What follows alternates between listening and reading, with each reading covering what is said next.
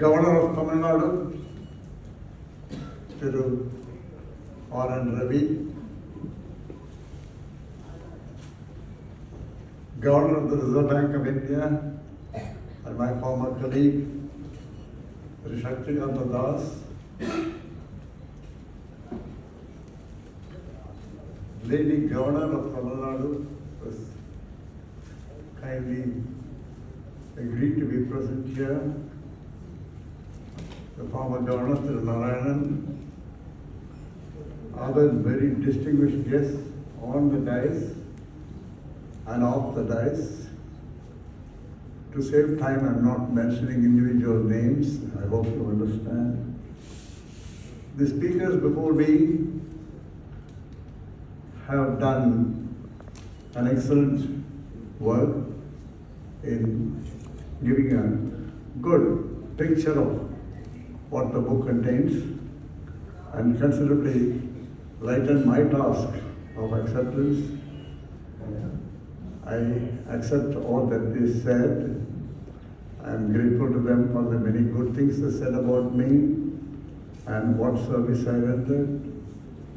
I am also grateful to the Governor for the very good remarks that he made about public service and how individual public servants function within that system. There are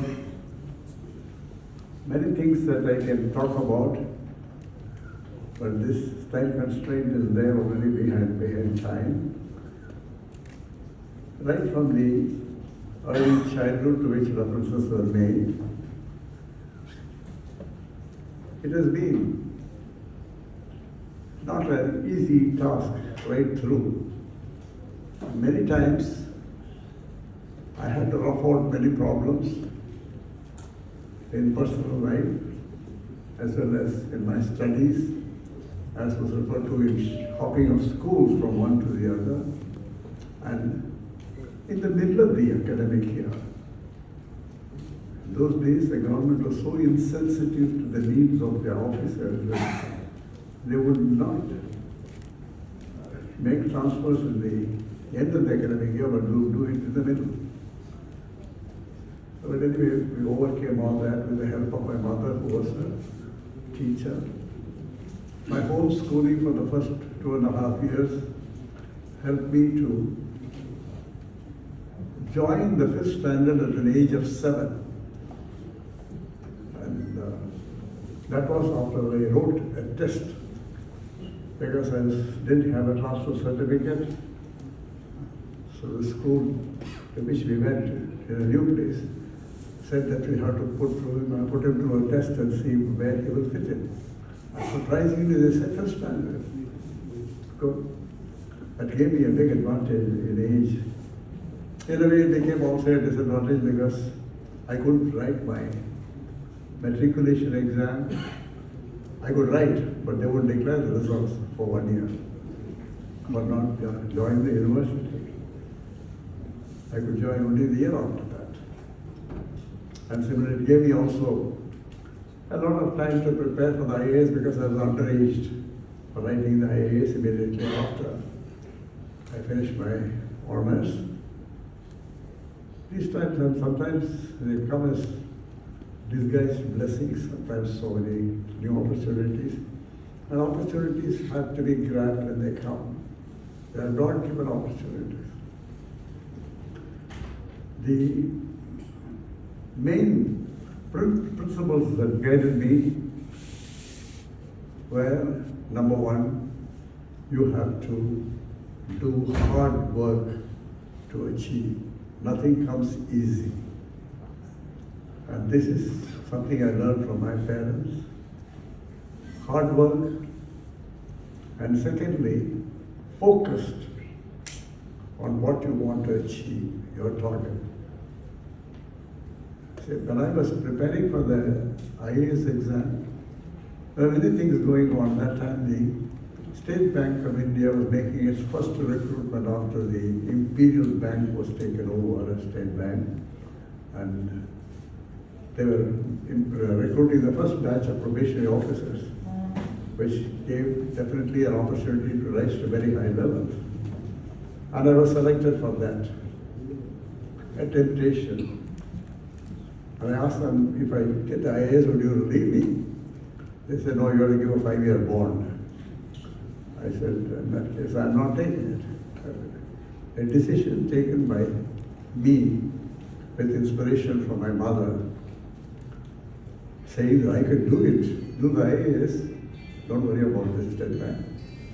For a person to take it at the time when I lost my father, I had only a mother whose health was not particularly good, and nobody else to really stand by us. But still, we are guided by the Lord, and we took the decision.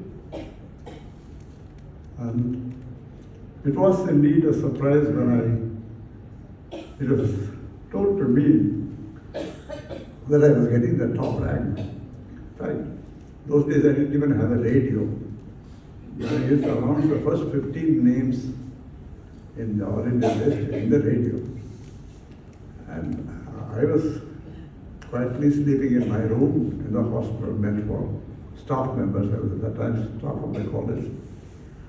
My head of the department, whose house was about 1 kilometer away, walked all the way and came and knocked at my door and said, come on, boy, you're sleeping, your name is there in the air.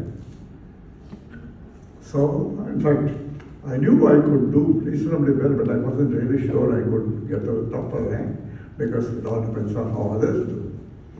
Anyway, that is a blessing.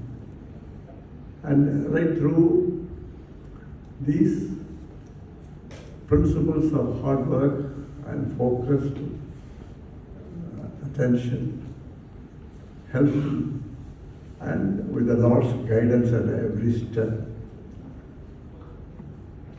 I was, the first posting I got in government when Kamaraji was the chief minister.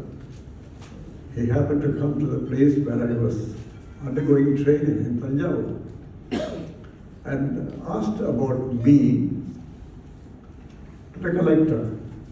And collector paid the encomiums about what I was doing and my background, etc. So immediately Kamala decided that I should take him for my own constituency sub-collector. So I went to sub-collector Sivakasi, in which Kamala's constituency was there. That made it that almost every month the chief minister would come to my division and spend at least 2 days. Gave me a lot of opportunity to come with very close contact with him. So he became my mentor. And we have had, very surprisingly in those days, for a young sub-collector to argue with the chief minister. In one case I cited that instance of how he was misled by somebody and he was finding fault with my collector and myself. And he wouldn't even allow us to explain. I said, okay, nothing we could do in this mood of the chief minister. I kept quiet. The collector just ran away. So when we started our tour, usually in those days the collector would sit next to the chief minister in the car. Not in today's situation. The chief minister is asking, where is the collector? Not to be found. And I was standing there. They said, you get in. So I was sitting next to the chief minister and I was going around to the villages. Then I asked him, sir, can I explain something? Solluga. So you were very angry this morning about some representation somebody has made about the collectors, a collector all being anti-Congress and having done some things against the interest of the ruling party. You know, sir, the fact is, the person who complained, who is the president of the Tamil Congress Committee, had asked for a revolver license. And he had been convicted of attempted murder and grievous hurt and had gone to jail for 5 years and had just come out of the jail, and he applies for a revolver license after a couple of months. Now, how can we give it to this man? So the Tahsildar had reported against, and I endorsed it. The collector turned down. This is a situation, and he comes and he doesn't tell you this incident, but he makes a complaint that the officers are working against the party because he happened to be a Congress committee president. Kamaraj, immediately I could see the facial expression changing. Then he said, "It's correct, na?" I said, "Yes, sir, you can verify." And then we had lunch in one of the villages, and Kamaraj's way of expressing, saying "I'm sorry," is to take special care of me in the lunch. Sub-collector code podu, not biryani podu. And after the lunch was over, his practice was, he would always sit in the veranda, Chennai, for a few minutes to hear public grievances. And this person who had complained against me was also standing there, without knowing that I had already explained everything to this here. So he called him and said, "Is it a fact that you were convicted and you went to jail and you have just come out and you applied for a revolver license?" He wouldn't give a reply. Solunga, Badal Solunga. The second time asked, he didn't reply. Which means he is admitted, he couldn't deny. And what he said was, "Don't come to me, see me hereafter. Whenever I come in this area, you will not see me, should not see me at all. And you resign your presidentship of the Taluk Congress Committee." That was it. But the fallout of that was that the confidence that Kamarajji had for me was immense.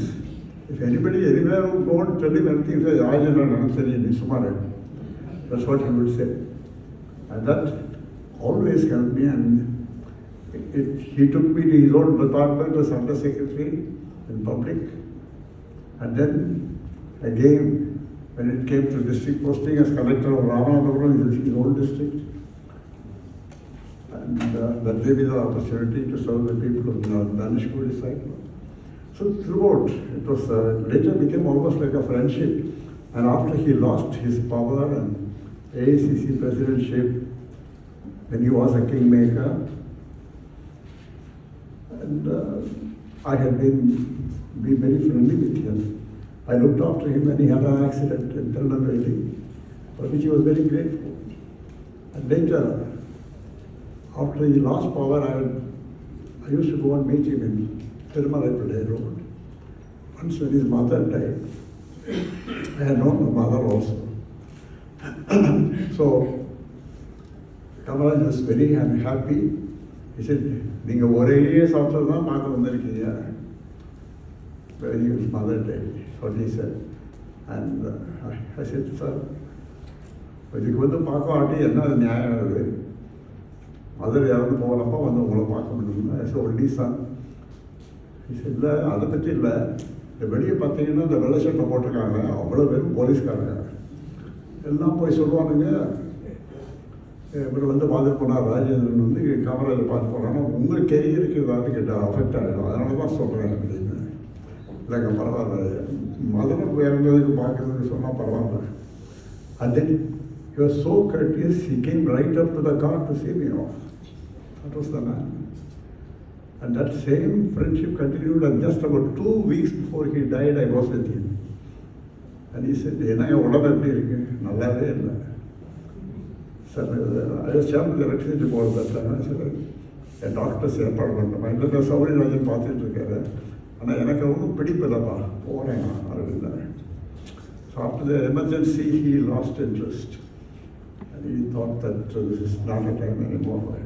Anyway, sorry, I didn't want to take so much time, and there's so many other incidents one can talk about. But as governor, it was a big opportunity that was given to me by Vajpayee. When he found out that injustice has been done to me in not giving my cabinet secretaryship before that, when my turn came, I had all the qualifications, but for some inexplicable reason, various things were done which resulted in my not getting it. So this was put forward to the Prime Minister, the new Prime Minister. Narasimha Rao would not undo it at all, except that he put me back in government. But when it was put to Vajpayee ji, he saw it very clearly an injustice was done. He said, I am going to undo this injustice. And that's how he made me governor. And at that time the cyclone came, so you go to Orissa. It happened that whatever I did for Dhanush Kodi was recorded in my personal file also with the then Chief Minister. So you can go and handle this. So he gave me a mandate saying that you can't file just like that if any governor does. I want you to take the lead because the Chief Minister is not able to handle the situation. And I have told the Chief Minister you have to follow the advice of the governor. And he has agreed. So you will take responsibility for this and do it. So relief, rehabilitation. So I went and saw him later. The first thing he asked me was, have you fully undone the injustice done to you? Great man, statesman that he was. I said, yes, sir. He said, anything more we can do? No, nothing more. You already done more than that. So, and then I used to give periodical report. And whenever I asked for a time, he would always give me. And though he would give me 15 minutes, we used to spend much more time than that, sometimes half an hour, 40 minutes, and asked about everything. And he was so happy that not only just relief and rehabilitation that I did, I prepared the state for disaster preparedness.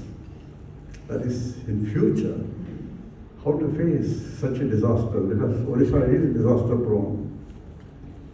So, at my request and initiative, a disaster preparedness plan was prepared, particularly with the involvement of the community. And this stood them in good stead, because subsequently, it was reported sometime in 2009 that 2-3 cyclones, very serious cyclones hit, and the damage to the life was only 10 as compared to the super cyclone which had about 13,000 casualties. Whole villages were washed away, and people did not have a place to take shelter except to climb on trees. So here we had constructed cyclone shelters all along the coast. In fact, I did it through the Red Cross. So similarly, a lot of other preparedness plans involving community was done. And all that helped in preventing such disaster. And I must say, throughout, the government fully cooperated with me. And when they see that I have no personal agenda, I'm doing something for the people, the government was very happy to cooperate. Even in universities, because Odisha Universities Act gave me a lot of authority to do things. I used it only for the benefit of the people, because the universities were all having outdated syllabi. Nobody cared. And believe me that the convocations are not held, and degree certificates were not given for 9 years. And many people were having temporary certificates. And people who went abroad suffered a lot. So all that had to be cleared, the syllabi had to be revised. The Vice Chancellor's conference was held. In fact, it became so popular that the government started sending their representatives, the Secretary of Higher Education would come and attend. And then he went and reported the next Vice Chancellor's conference, the Minister of Higher Education himself attended. And I met a lot of complaints against the UGC. Went to Delhi, I called the UGC chairman. He said, "Oh, I'll come and see you." I said, "You can come and see me, but more importantly, I would like you to attend the next Vice Chancellor's conference." He said, "Yes, sir, we'll do it." And he came. I told the Vice Chancellor, "Now you face the chairman of the UGC. Ask him whatever you want. You have been complaining to me about the UGC." And then he said, "You have not been giving completion certificates. How can I release the funds?" Anyway, things became much better after that. Well, all this, I don't want to take more of your time, but I must say one thing very clearly. Whatever I could do, it would not have been possible without the full support of my wife. She's so self-effacing, doesn't go about making any statement, but of solid support to me at times, difficult times particularly. And even sometimes some important decisions have to be made. Sure, my sound box, and I would see when you are in a high position, I'm sure the governor will bear you out. You are a lonely person. There are not many people to whom you can turn for real, objective advice in your interest. And that role she fulfilled beautifully. So I'd like to thank God for giving me to her. And next month we are going to complete 63 years together. So for all, whatever I could do, and I think our speakers have said more things than what I deserve. I'm grateful to them. And if this book inspires people to do something more, or aspire to do something more, and understand how the system functions, it will be a great benefit to the people of not only Tamil Nadu. Of course, this Tamil translation is aimed at Tamil Nadu. Recently I was there in Orissa because the governor insisted on my coming there for a launching of the English edition after 1.5 years. He said, no, that doesn't matter in Orissa, we'll do it here. And after that, I was delivering a lecture in one of these major universities and addressing the TV channels. At that time, the TV channels were asking me, sir, we know you have given a lot of advice. How much has the government gone by that, accepted it? And immediately the Vice Chancellor who organized it and said, don't ask political questions. But I said, no, leave it to me, I'll handle that. I said, have you read the book? They said, no. Then you have not done your homework. The book clearly says what are the various suggestions I had, advice I had on flood control and so many other things. I don't want to go into all that, but the book does contain all that.